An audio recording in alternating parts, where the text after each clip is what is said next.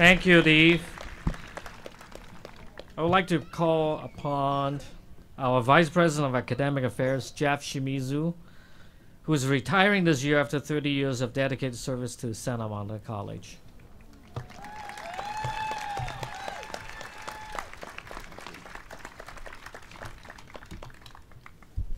Thank you, Dr. Singh. Congratulations to the class of 2014. It is my pleasure to introduce an outstanding student and graduate who will present the Student Challenge. Madeleine Sundberg is an exceptional student who graduates today with high honors and is headed this fall to USC as a communication studies major. She is an international student who comes to Santa Monica College from Sweden, and she's been active here at Santa Monica College as the president of the Future Alumni Club. She is a member of the College Curriculum Committee, serves as Associated Students Commissioner for Academic Support, and is a member of the International Honor Society Phi Theta Kappa. Outside of her studies, Madeleine has been volunteering her time to Los Angeles Make-A-Wish Foundation, the organization that works with children who have life-threatening medical conditions. Madeleine, Santa Monica College is very, very proud of you. Please join me in welcoming Madeleine Sundberg.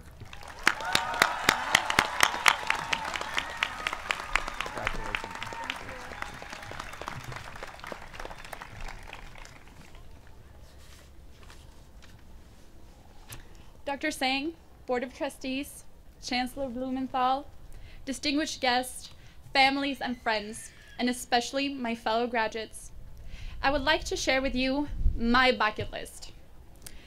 I bet you have one too, filled with things you're going to accomplish, places to go, people to meet, a life plan of sorts. A little while back, I came across my old bucket list, created as I was planning my move to the US. Get rid of my Swedish accent, learn to handle LA traffic, earn an associate degree in marketing, get a job in marketing, visit the Hollywood sign. Now, let's just stop there. As I was writing this list, I was getting prepared to begin my great adventure. I was ready to conquer the world, my accent, and LA traffic. Great plan. But after my first semester at Santa Monica College, I was a mess. I was a mess because everything in my mind was changing. My introduction to media class with Bobby Simmons was ruining my comfortable, mindless media consumption, replacing it with the frustrating, critical mind of a first-year college student. And thanks a lot, Nancy Grashammer. Don't even get me started into cultural communication, which opened my eyes to many biases lurking subconsciously in my mind, and as a result had me internally smacking myself every time I opened my mouth to speak.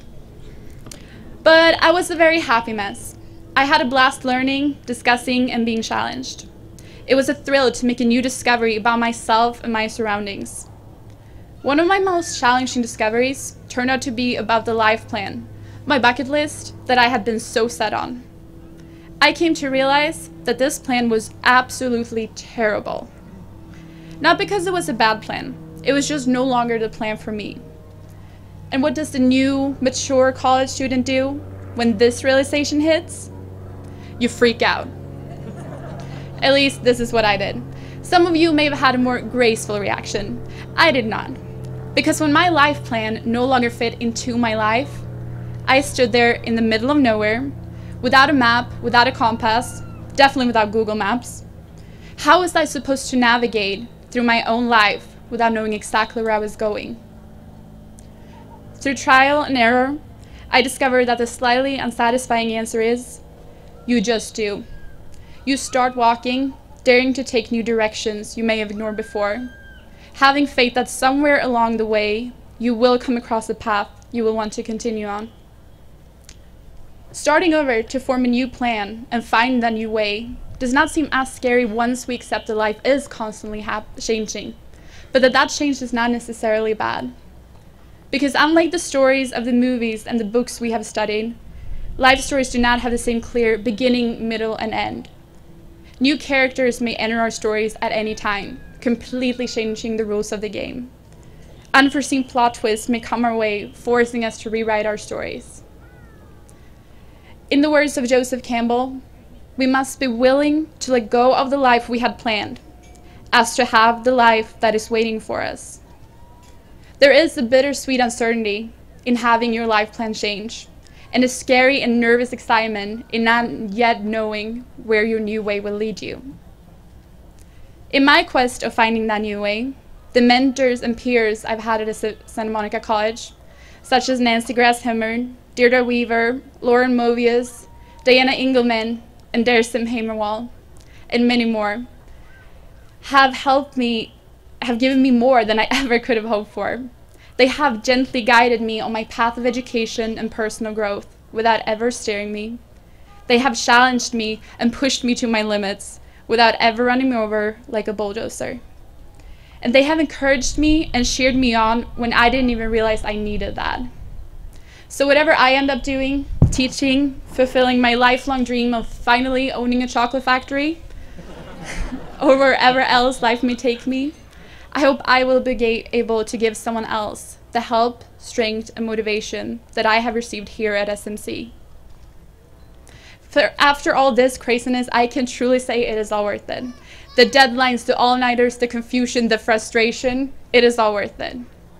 But of course, this I don't need to tell you, my fellow graduates.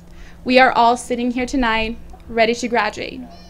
We have all experienced the emotional roller coaster of truly learning.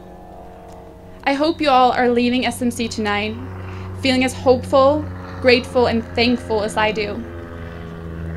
So my challenge to you is, instead of sticking blindly to a life plan or a bucket list you created ages ago, embrace the change that will come your way. Allow your life plan to evolve with you as you learn and grow.